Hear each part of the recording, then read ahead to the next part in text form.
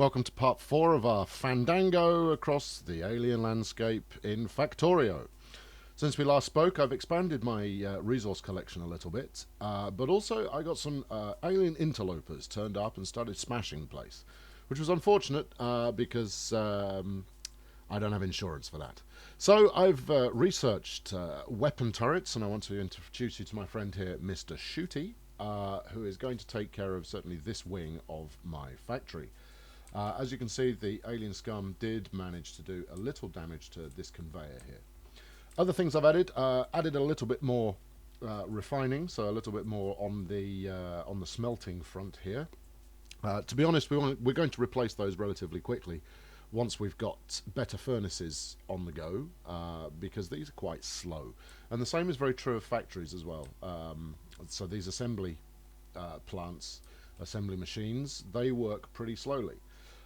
Given the introduction of gun turrets, I've also introduced an assembly machine that will take care of making ammunition for me, which is going to be fantastic.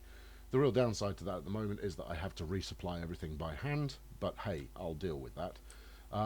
We've got a little bit more protection going on down here. We've got some more over by our copper area. And all in all, we're protected about as well as we need to be for the time being. But if we look to our map here, you can see we've got alien infiltration going on up here, a little bit more in a northeasterly direction, right next to a very large copper field. So we're going to want to eradicate those chaps at some point. And then down the bottom as well. So we're going to be hit from multiple angles. Oh, hold on, there's some more directly over in the east. Terrific. Yes, so it's going to get quite busy. Not least of all because everything is kicking out pollution, and the more pollution you make, the more the aliens kind of go, now steady on lads, this really isn't appropriate, and frankly screw those guys. So what's our objective right now? Well, once again, we're on upgrade path. Fundamentally what I want to be able to do is start manufacturing green flasks as well as the red ones, but in the first instance what I want to do is make these red flasks a little bit faster to produce. So we're using assembly machine 2 in there right now, and that's significantly better than assembly machine 1 in terms of speed, but the better the assembly machine you use, the faster it moves overall. So over time we're definitely going to look into getting those chaps going a little bit faster. We now need to look into the constituent parts that are involved, and green flasks, for the uninitiated amongst you, are going to require transport belt and one inserter to make each one.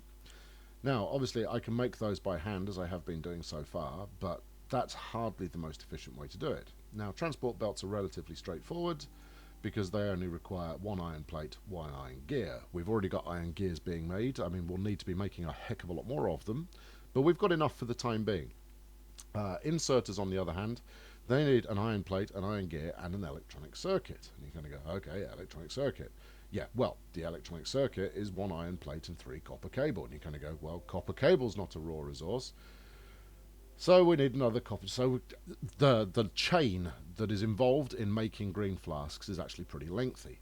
And we need to start thinking about the long term here. Hold on, alien scum. Just make sure that... they're trash in my house, and I'm not overjoyed about that. Where are we? Oh no, they're up here again. I don't know what they've got against this conveyor belt, but they are not taking kindly to it. Look at this mess. So let's clear that up ever so briefly. As I was saying, the main thing that you'll find is that yes, you can build individual factories, individual assembly plants in order to keep things ticking along, but when you come to expand, you either have to build duplication of the plants, or you have to consider routing the resources in such a way to make it more efficient. That's quite a convoluted thing to say, and hopefully in the next couple of minutes I'll explain that a little bit more clearly.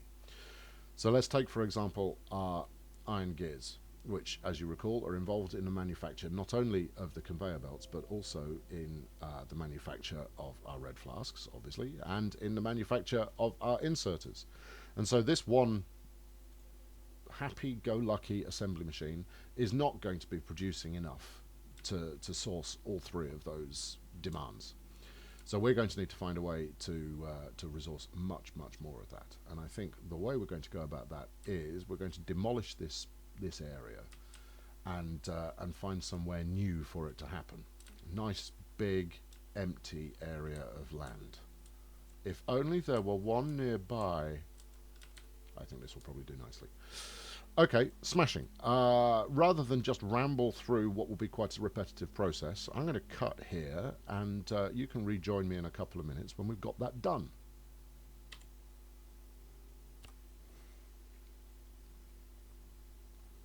Okay, so that was a little bit more complicated than I originally had in mind, but as you can see, we've made quite a bit of progress. I think all in all I spent probably 20 minutes putting that last section together. So what have we done? So as you can see, we've moved our research construction, so our red flask construction, outwards a little, and we've moved our research centres generally over to the east into that nice big area we were talking about before.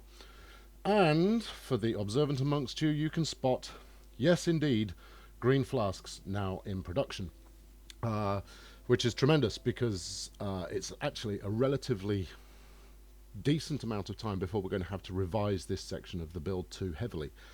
We'll upgrade in terms of machines, possibly put some efficiency modules in there so that we can kick out a little bit more at a time, but fundamentally what we're going to be looking at is upscaling.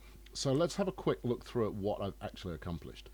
First and foremost, of course, I've added a few lights. I decided it was high time you could actually see what was going on at night. You're welcome. I'm always thinking of you guys. More than that, though, what we've done is I've started adding, and you might have noticed this in the previous section, I've started adding splitters to my main resource belts so that both sides of the belt fill equally. Now, this might seem like a redundant task since the same amount of material is going to come through, but as we uprate certainly our furnaces, what we're going to see is that they're taking materials on board faster than the belts can actually supply them. And while there are faster belts out there, we don't want to be in a position where we don't have a furnace operating at a given moment. We want to make sure we're working at peak efficiency. And as I say this, we've actually got an iron mine has finished. Okay, so let's put that one back in a little lower down. Yes, I know, everybody's without power. They're all going to be complaining to their local MP about how everything was better under the old government. I know. Right, okay, good. So that's on the trot. That's only got 43 left as well. We probably ought to get that moved shortly. So where was I? Well, first things I had to do was I had to build yet another power plant. The interrogating how much power you're using is actually relatively useful. Perhaps goes without saying, but there's the big dip there where I cut all the power off from everything. Haha, in your face. But if we look back over the few hours that we've been playing, and the basic trend is that we are spending more and more power all the time. So continually keeping an eye on that. I mean, the first thing you'll probably notice when your power starts to drop is that inserter arms start moving a little more slowly.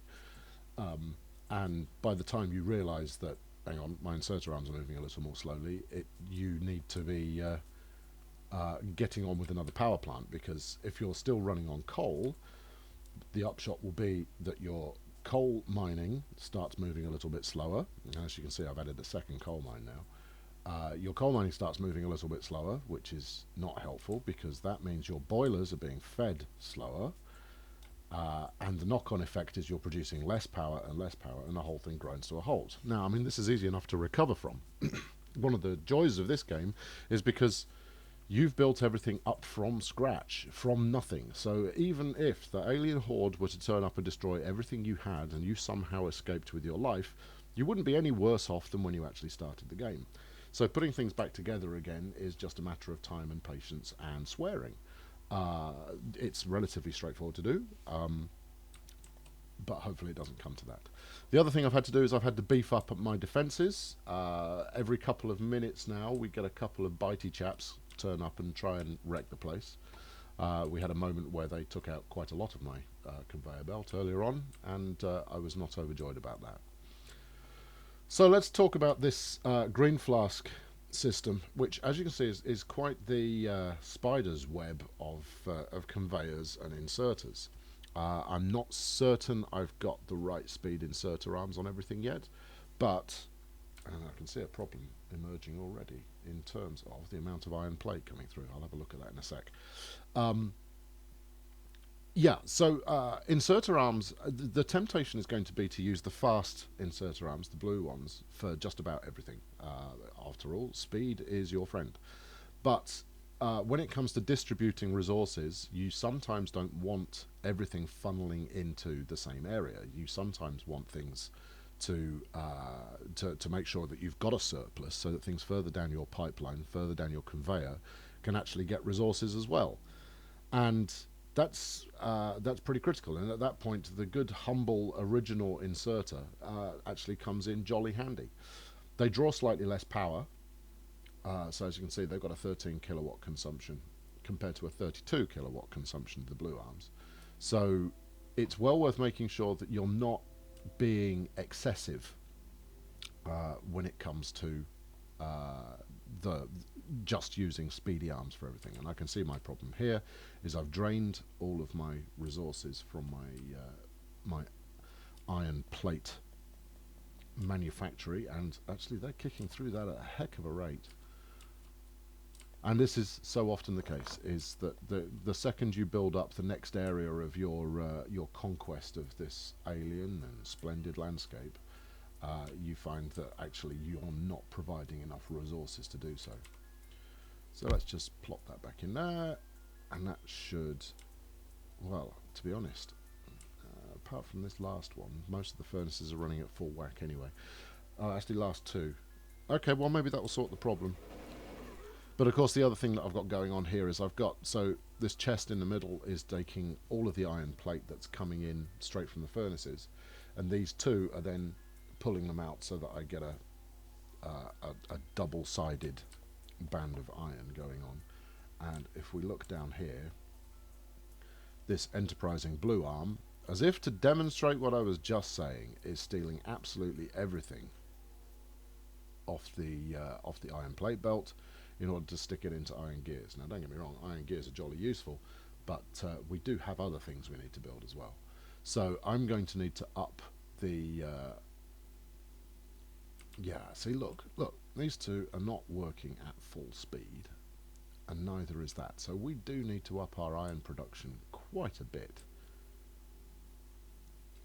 And that means furnaces. Right, okay, I've stopped mucking about. Let's get steel furnaces on the go. Right, we've now got both red flasks and green flasks being manufactured, so let's get steel furnaces. Now, steel furnaces are more effective than their original stone counterparts, but where we really want to be heading towards electric furnaces, they're super quick, they're much cleaner, and they draw from the power grid, meaning that this entire belt of coal can be dispatched with, which frees up a bit of space, which will allow me to perhaps tidy things up a little bit. I mean, look at these electrical poles. They're just hellish. I mean, there's nothing quite like them for making your base look downright untidy. And we'll fix that. Don't worry. I'm not going to let you down. We're definitely going to make sure that this is a clean, mean colony. So with all four of these chaps running at full speed, trot on, fellas, we should be through with steel furnaces relatively soon. But I'm going to have to do something about iron production, and I think I'll do it now. Alright, so we've got no queue going into the chest, and those two are frequently pausing. Now, if they were going at flat out kind of speed, then we wouldn't be having this discussion. So is it a case of just more coming in? It is a case of more coming in. I don't really want to do it because I'm going to replace all these guys with steel as soon as the research is done. Nope, can't be bothered to wait. Let's go. Let's get one more going. And there we go. And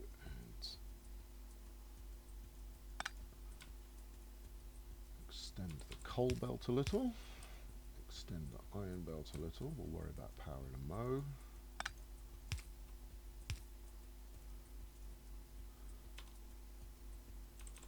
Insert. Let's grab from the end of the belt. Inserter. Inserter. And somewhere to export. This is. I mean, the whole nature of the way that you set up early on is going to be very inefficient, and certainly from my perspective, it makes me a little bit sad that I have to be inefficient about it. But where we are is where we're aiming towards a beautiful future of efficiency and tidiness, because a tidy factory is a happy factory. Okay, so we've just upped our steel production. Steel production? Iron production. It's iron plates and iron plate.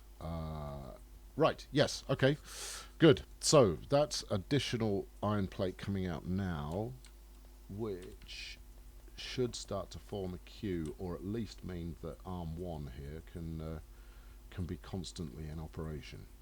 Almost. Almost. How's that manifesting out the other end? Are we getting some coming through down to the bottom for our circuit boards? Whatever the hell they're called. What are they called? Green circuits? Electronic circuits. Okay, fine. That's close enough. See, look, this guy's just relentless. Iron Gears loves it. We've got plenty in stock, which is fine, because we're going to use plenty. Yeah. So nothing is getting through to the bottom right now. How's your stock? You haven't got any. Well, look, let me hand deliver some and see how you get on with that. There we go. So we've got our iron chest here filling up the circuit boards. Beautiful. Boy, we have. Okay, or we're also not making any conveyors. Conveyors, of course, being a constituent part in green flasks. So we're not getting enough iron through to actually make any of those, which means that eventually this nice pipeline of green flasks that are queued is going to run out. I did away with the chest of red flasks, because there's absolutely no point to it. Well, there is some point to it. Early on, when you're rebuilding things regularly, it's quite nice to actually have a stash of flasks kept up, so that when you move your research facilities around, you can just get them running again straight away, while you're building the conveyors and inserter kind of infrastructure to get them moving again properly. And but that's really the only reason that it has any merit at all. By this stage, everything is trotting along nicely on itself. Our research is nearly done, and that's good. Okay, I better go and have a quick check just on. I mean, from the looks of it, we're making plenty of copper. Plenty of copper coming out of the ground. I've got some rudimentary defences. They aren't fully ammoed up. I'll drop some off while I'm on this grand tour. Yeah, look at this. Jam-packed. Marvellous. Yeah, that's really not that efficient. But it does mean that we've got a solid queue. So if ever this side starts to, you know what, I'm going to do my the splitter fandango. It's a dance. You just haven't heard of it. Splitter in there, conveyor belt the other side. So obviously the splitter takes everything that comes in and turns it into 2 channels of the same material, or 2 channels of whatever's going on that conveyor belt. And then if we route that back round onto the other side, look, it's like magic. We're then filling both sides. There may or may not be a more efficient way of doing it. I mean, certainly if I had 2 of these mines one side, 2 the other side, then the belts would fill evenly. But who cares? This works just as well, and it's not like I can't recycle the splitter later on if I want to. And with that, we have steel furnaces. Fantastic. Of course, I'm going to need to make some steel. Okay, I'm going to make some steel, and then I'm going to make some steel furnaces. I'm going to replace my furnace system, and that's where I'll be when you join me for the next video. So thank you very much, and I'll talk to you soon. Riding on my conveyor belt, we're going to the end.